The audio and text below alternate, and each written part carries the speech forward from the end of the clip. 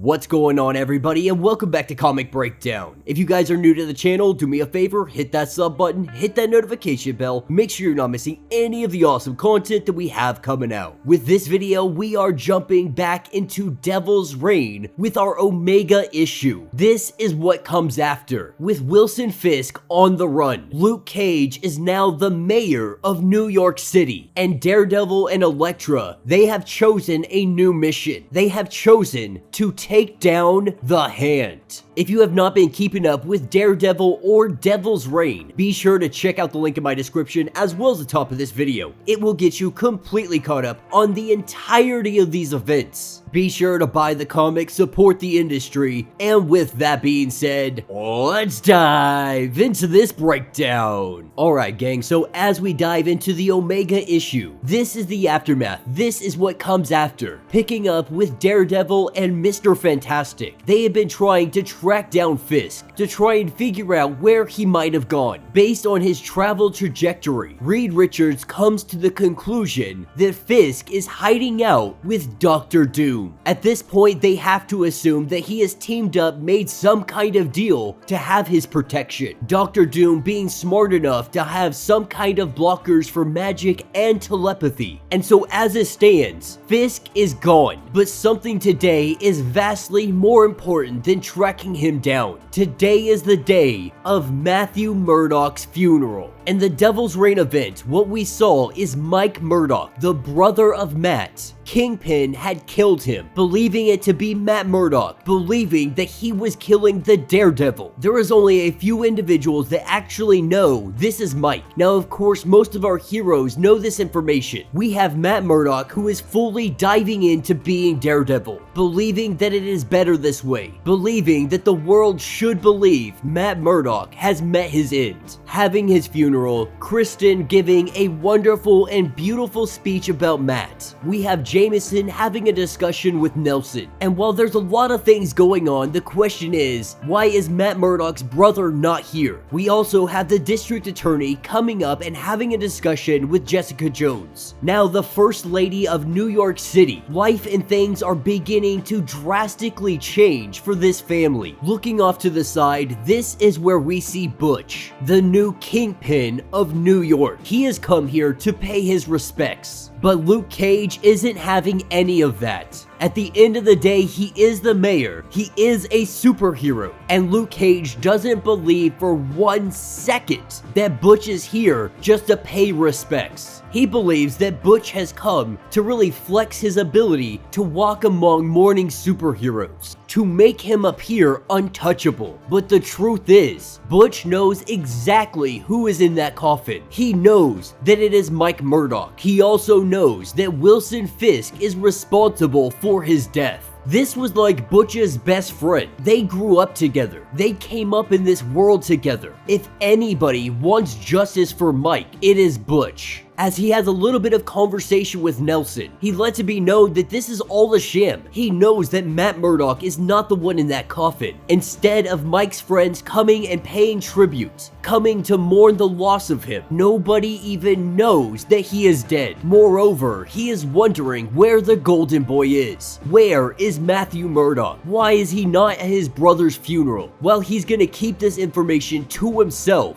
He knows that something is going on. Luke Cage and Danny Rand wanting to get some information on what exactly Matt Murdock is thinking. They go up to a nearby rooftop, and this is where we see him have a talk, trying to figure out what is the point to all of this. Murdock letting us know that it is better off he stays dead, because their next mission, their next course of action, it is gonna put many people in jeopardy, because Daredevil and Elektra, they are taking on the Hand. If you have not been keeping up with the Punisher, you definitely need to get into that, because Frank Castle, he has become High Slayer. He is working for the Hand, and they are currently working on world domination, believing them to be a legitimate threat. Elektra and Daredevil can no longer stand by and let them build up their forces, that it is now or never to bring them down, asking both Luke Cage and Danny Rand to join them in this. But they honestly don't even care if they come, that they are going to do this regardless. If Luke wants to stay here and try to play mayor, if Danny Rand wants to stay out of the fight with the Hand,